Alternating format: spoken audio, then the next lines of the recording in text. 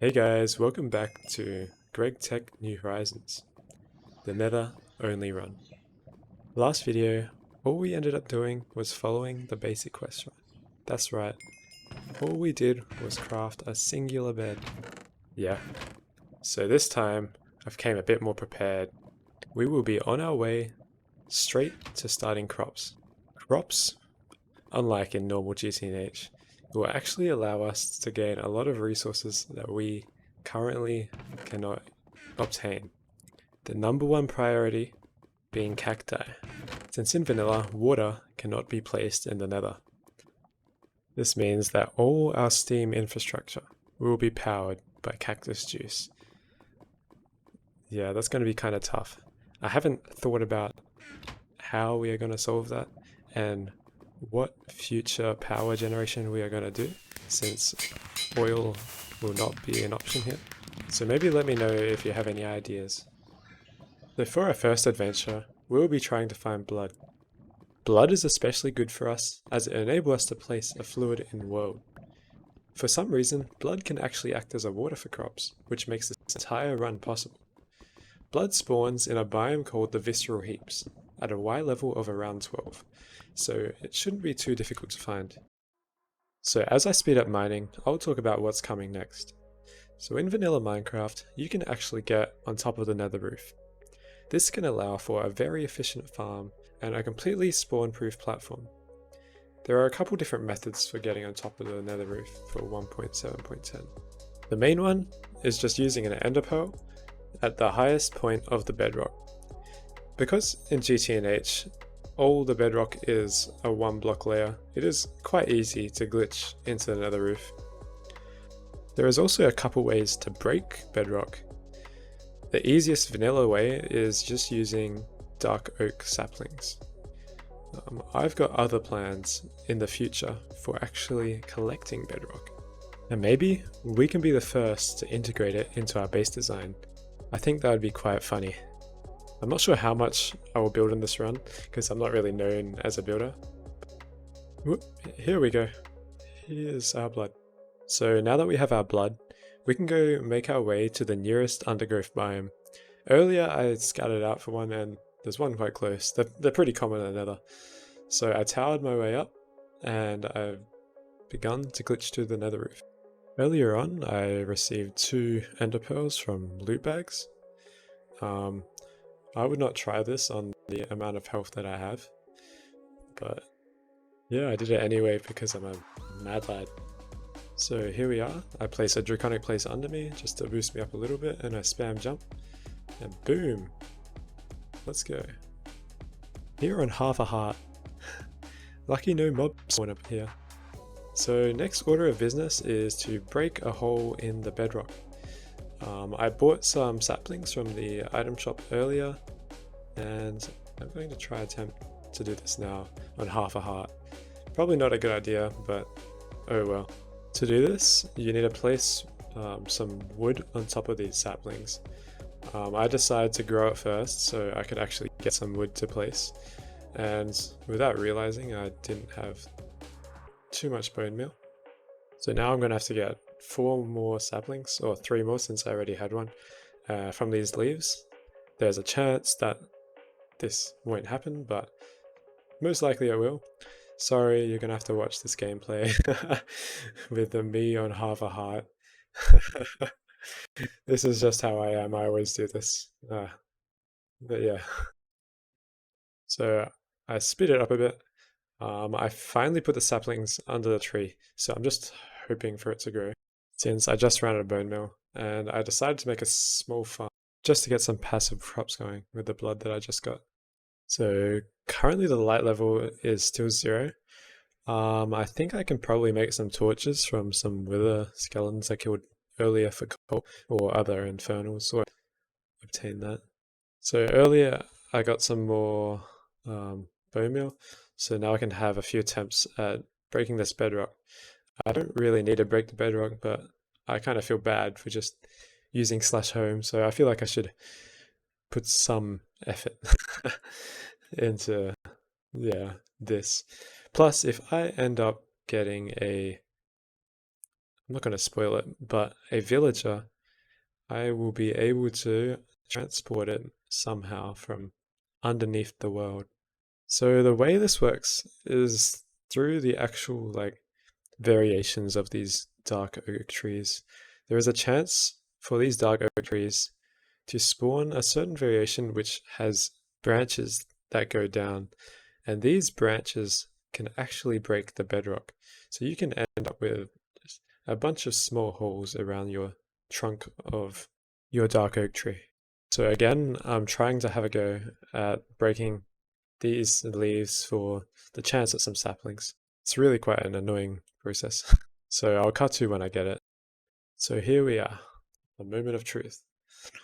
There we go. Look at that. I don't really understand how this is a tree, but it is. There we go, straight into the nether floor. Perfect. Now on to our next task.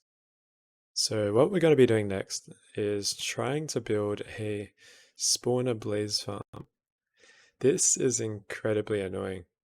These blazes will not respond to torches, so it is really difficult to make sure that you live while doing this.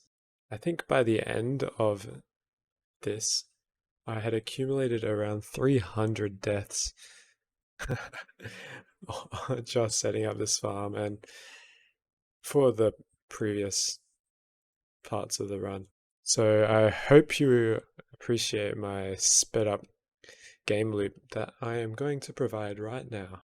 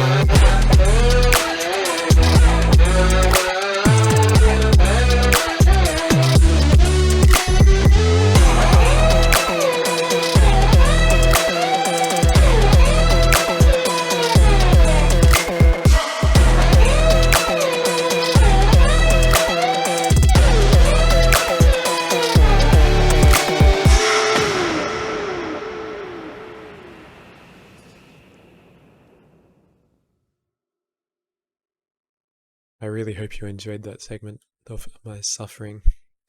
I even had to cut out quite a few hours from that. These blazes are fatal, but it's only just getting started.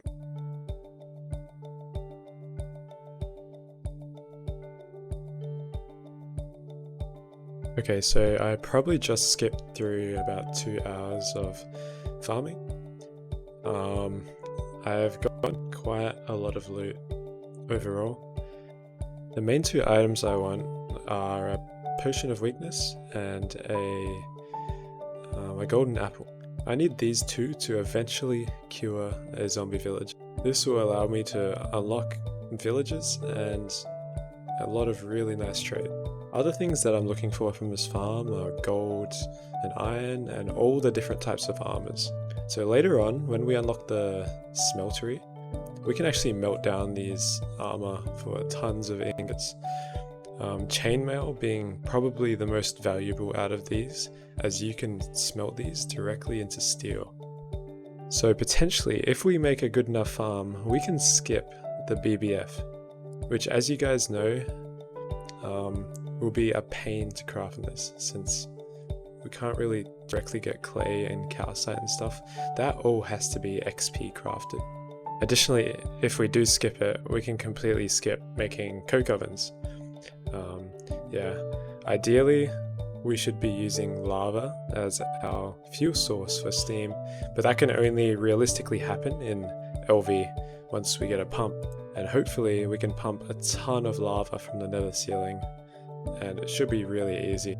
Now thinking about it, I might need to craft the BBF and coke ovens for at least the quests. And yeah, I think regardless, I would definitely make a coke oven for creosote for lubricant, and yeah. I also wanted to talk about a progression flowchart I've been working on. I'll paste it on the screen right now. I think there might still be some adjustments that I might have to change while I route it. I've been discussing with some people on my Discord actually, so if you want to help me with this progression routes, yeah, join it. This will also be very helpful for variants when GTNH actually adds them. So that will help them know about how the progression works, and maybe we can even get a supported like quest book. Kind of plan to make these for each tier. So if you guys want to run along with me and figure out how to progress, they will be there. I'll probably be making one separate for magic, as that progression in general is going to be quite different from normal. And also bees, since in the nether it's always night, so getting our first alveary is going to be such a pain in the ass. We're literally going to have to breed bees and just hope not to, what do you call it, like brick them. Just hope not to brick them and keep carrying that nocturnal trait consistently. Without Oblivion frames, of course. Maybe I'll wait till at least HV, I think, and then we can get a world accelerator, so that will slightly make it faster. But god, there's so much to think of. It's like very different to GOG progression, but kind of similar. Like in MV, we're gonna have to work on the Mega Blast Furnace, just so we can get past just better coils than copper nickel. Since obviously I can't really get asbestos. Technically I can get mica through the B, but yeah, asbestos still gates us. So definitely stay tuned if you're interested in this stuff. I personally find it really fun and super enjoyable to talk about and route, especially since not too many people have done it before. The highest person I know that has done it has reached EBF pretty much. So okay, so I'm probably just going to wrap it up here. I did get quite a bit more progression done, but the video is getting quite long. For this Blaze Farms, I ended up getting the weakness potion and 3 golden apples within like 300 kills, so that's pretty good. That kind of gives you a hint for what to expect in next episode. I also started the crop grind. I'm very close to cactus, but I would prefer to put it all in one video, so I'll wait till next time. Okay. Thank you for watching. I hope you enjoyed this episode. Subscribe or join my Discord if you want to see the next video. And peace.